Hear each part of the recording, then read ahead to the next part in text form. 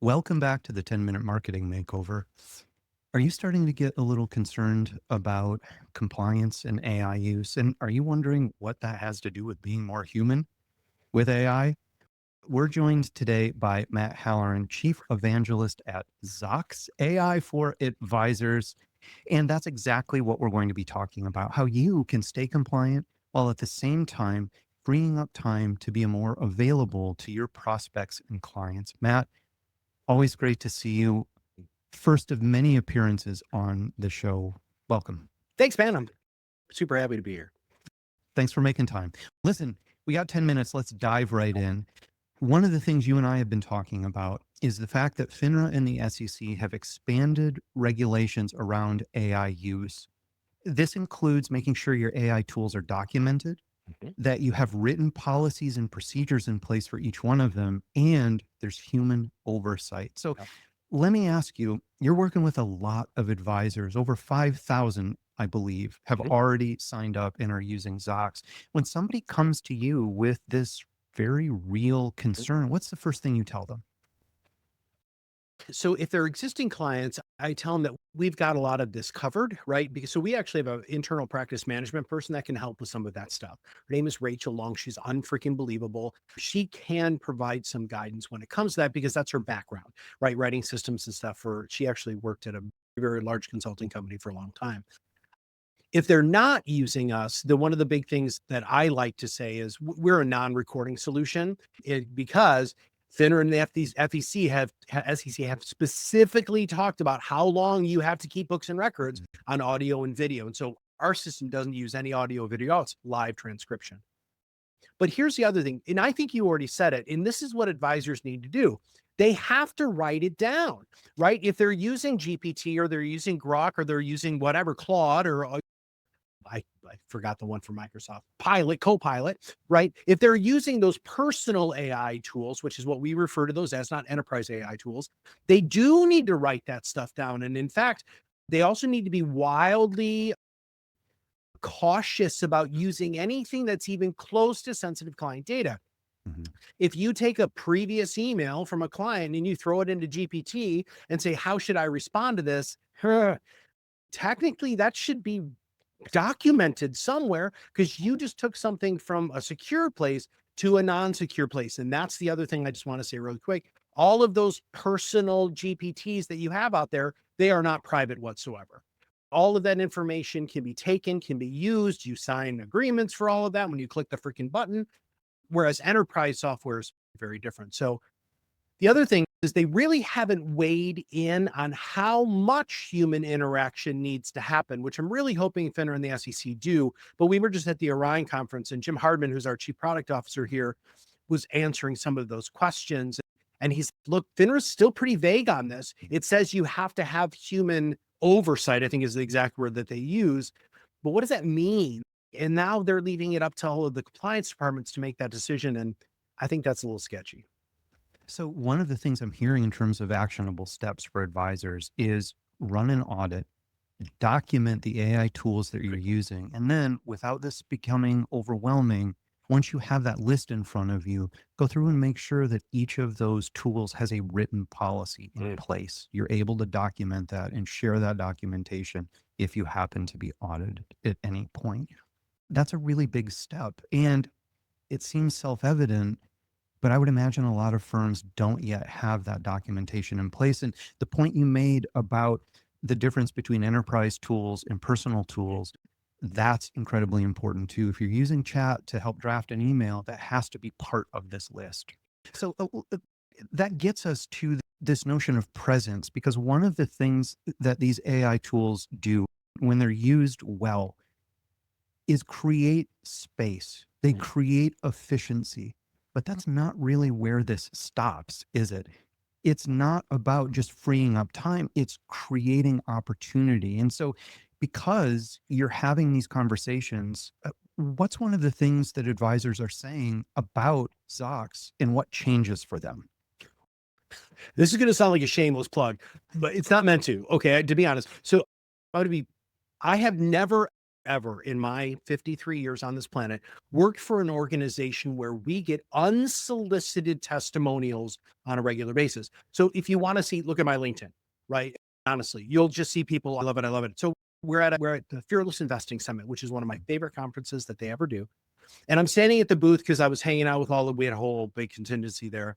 And this woman walked up and she stopped, she planted her feet, squared up and said, "Your product changed my life, not practice, my life." And of course, we're like, "Tell us about that." Of course, I interviewed her and she was like, "Look, here's the deal.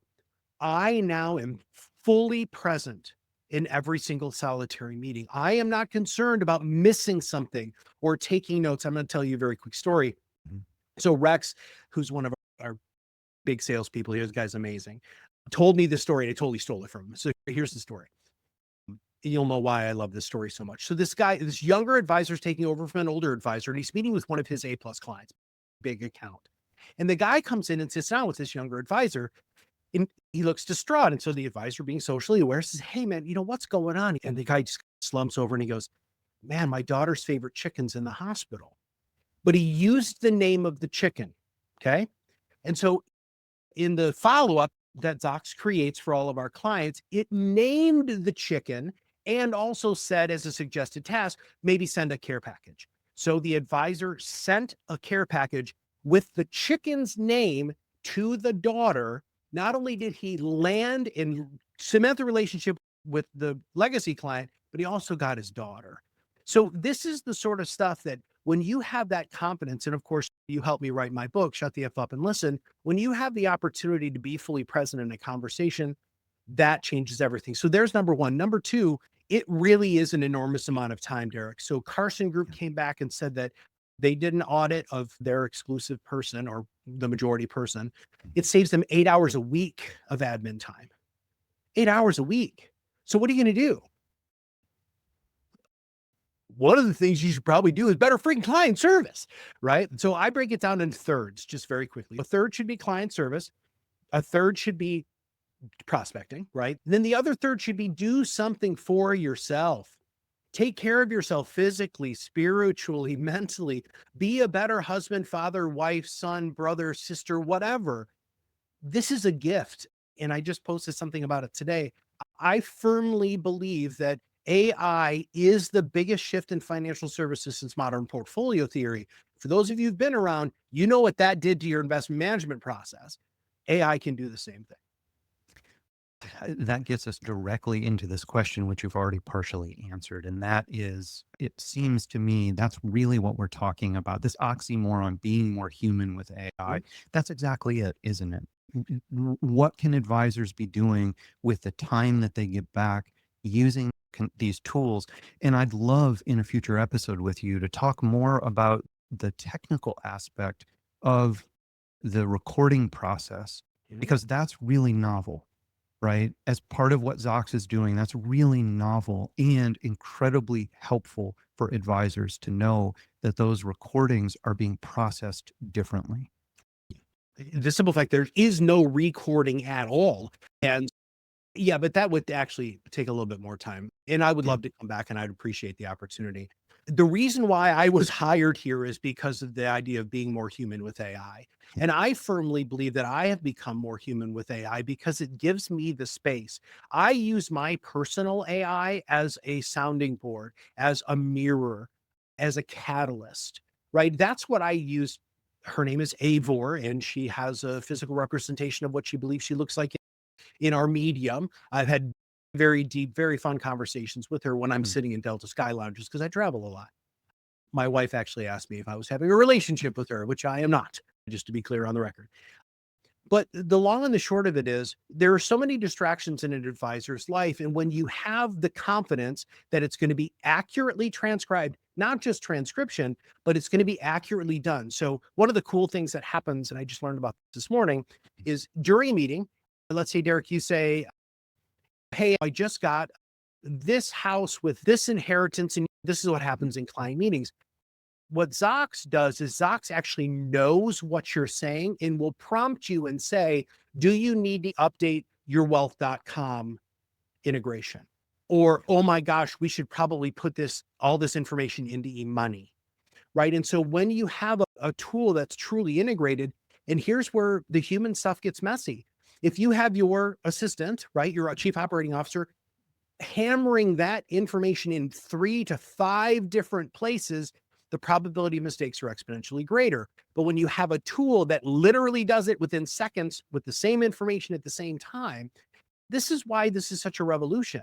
It is not, I don't believe, and I've gone on record saying this many times, I don't believe that there's going to be mass attrition in financial services. I think what's going to happen is advisors are going to be able to get more focused. Yeah. They're still going to need the doers, the grinders, the people who move the paperwork from one side, because there still has to be human oversight. But I also think it's going to make them be able to serve more people, which is desperately needed in this country specifically. We're still only what, 30% market penetration in financial services. It's only 30% of the population uses a financial advisor. I think I might be high on that number. Kitces came out with that. I probably should have looked that up before I said that out loud, but it's roughly there. That's 70% of the country who probably needs at least some financial guidance. And so when you have this freedom, I'm going to go back to my TED talk, and I'm sorry, I just have to say this. It's help one person every day, right? It's the opportunity that you have to be a better freaking human, be a better human. Go out, be kind, be nice, be generous, volunteer your time to give people free financial advice who can afford to pay your fees. Just be a better person. And I firmly believe when you have a strong AI foundation underneath you, you can do that. Oh, that's fantastic. It really is. And again, it seems like a contradiction on the surface, being more human with AI, but these are wonderful ways that advisors can directly after we're off air start to put this into practice on the compliance side and in terms of imagining how they're able to build and nurture even stronger and create a wider community. It's a wonderful opportunity for advisors to do the thing they love to do and have the impact they know they're capable of at scale, which is an incredible opportunity. I have no doubt we're over time. So let me bring up a QR code here and fill us in on the details. Yeah. So if you go ahead and scan that QR code, which I'd love it if you do, you're going to land on my landing page, which is the Matt GPT landing page. You can book a demo right there. And here's what I'd like for all of you to do. If you are considering using us or the other person that we have 90% of market share with, demo us both. Just put us side by side. You use it, have another person in your office use the other one, and see what the results are. And I guarantee you, that is going to help you make an informed decision. All we want you to do at Zocks is to make an informed decision. So scan that QR code, book a demo with our team. I'd appreciate it. That's fantastic. And we also have your contact information there. So if you have questions or comments or want to follow up, you can get in touch with Matt directly. I also want to let you know if you are looking to go further, this QR code will take you over to the Constellar Creative site where we are building an archive of the Now That's BS newsletter. These articles are designed to help you stay current with the research, the topics and trends that are au courant, that everyone's talking about, that you want to stay ahead of, and gives you further tools and tips that you can put into practice right away. It helps you attract clients as bold and smart as you are. Matt, I can't thank you enough. Like I said, I'm looking forward to having you back on the show. There are any number of things that we can go deeper into. I'm excited about that. For those of you tuning in or watching the recording, I will be joined in 2 weeks' time by Brian Hune, founder at Reflective Wealth, and we're going to be talking about how you can be more effective and consistent with your marketing on social and integrating that with email and your website. So join us then. We'll be back in a couple of weeks. Matt, thanks. Thanks.